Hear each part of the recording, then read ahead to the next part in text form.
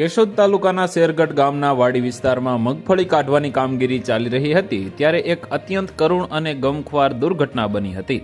Jumbo થ્રેસરમાં કપડાં આવી જવાથી એક યુવતી ફસડાઈ જતા તેનું ઘટના સ્થળે જ ગંભીર ઈજાઓને કારણે મોત નીપજ્યું હતું। આ ઘટનાથી મજૂરી કામે ગયેલા પરિવારમાં શોકનો માહોલ છવાઈ ગયો હતો।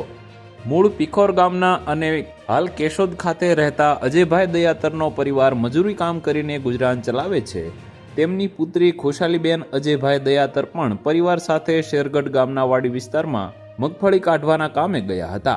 શેરગઢની વાડીમાં જ્યારે મગફળી કાઢવા માટે જમ્બો થ્રેશર મશીન ચાલુ હતું ત્યારે અકસ્માતે ખુશાલીબેનની ચૂંદડી થ્રેશરમાં ફસાઈ ગઈ હતી। ચૂંદડી ફસાતા જ ખુશાલીબેન મશીનની સાથે ખેંચાઈને ગંભીર રીતે પછડાઈ પડ્યા હતા।